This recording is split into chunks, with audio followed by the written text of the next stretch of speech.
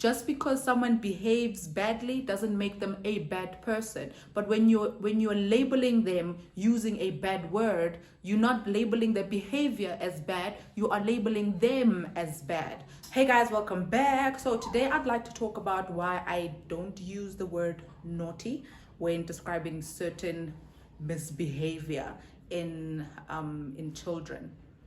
So I've always used the word as like an insult because kids hear it a lot. But when I don't use it to describe her behavior or behavior that I find to not be ideal, but she hears it a lot. So when she does use it, I treat it like it's a total insult. Like naughty is like the F word in my home, and I think that's totally ideal. So from a Christian perspective, which I am, I don't know if you are, John 1 verse 1 says, in the beginning was the word, and the word was with God, and the word was God. So in Sesotho it says, which is where her name is actually derived from. Her name is Timoloho, which is in the beginning, and I got it from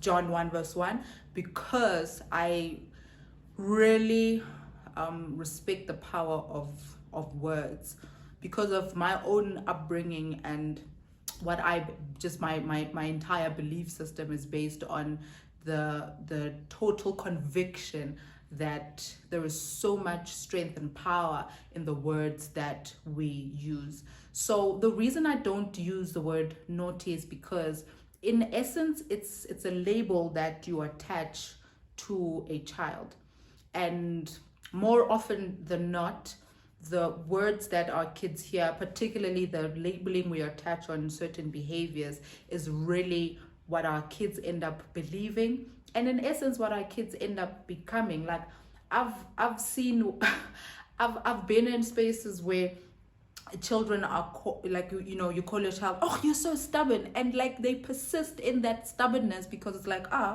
you like, I'm stubborn already. So I think we have to be so careful as parents when using negative labels for our children, because what it is in essence is like, it's like affirmations, right? Like we use affirmations in our home. I've been affirming her, I've been teaching her these affirmations since she couldn't even speak. I'm smart, I'm strong, I'm beautiful, and I'm everything I need. Because you say it often enough, you end up actually believing it. So if she hears you're naughty often enough, she'll end up absolutely believing it. So I have to say positive words to her because I want her to believe that she is an awesome, amazing, strong, beautiful person, regardless of whether or not she's behaving in ways that I find ideal.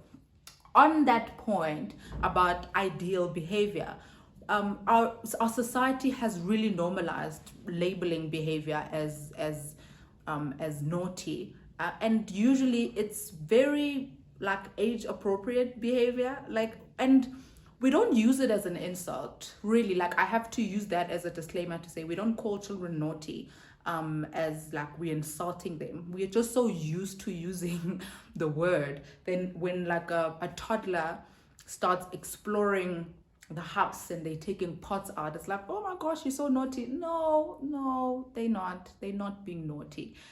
They are just trying to navigate this big world that they are in.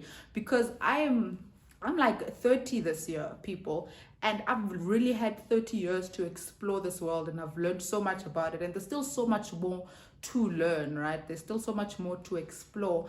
But a 2-year-old has only explored the world for 2 years. She's got no idea what's in the cupboard. Right? She's got no idea what happens when she stands on a table.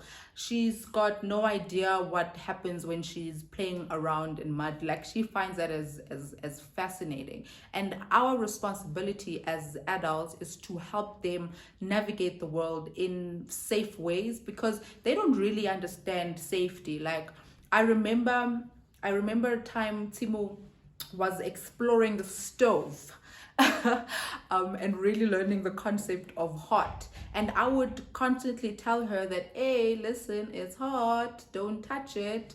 And her trying to touch it looks like she's being naughty to me, but she's actually not being naughty. She's actually really, really curious to know what happens when she touches the stove. And certain lessons, like, we sometimes as adults we have to learn these lessons on our own. Even children have to learn lessons on their own. So I let her touch the stove at some point when it wasn't too hot. Obviously, I'm not a reckless parent.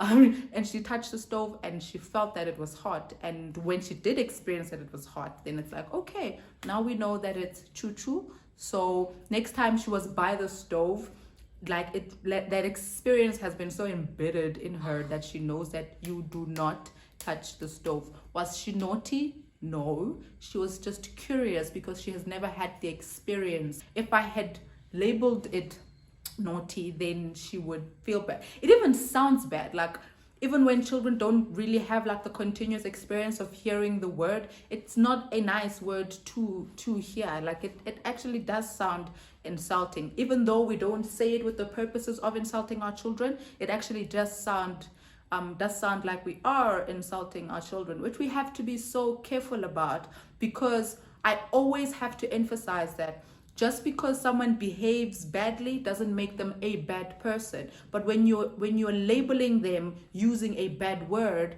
you're not labeling the behavior as bad, you are labeling them as bad. So that's where we really have to draw the line when we're trying to raise, holistic, confident children, to not use bad labels to label their character, because then we are in essence using really bad words to define who they are.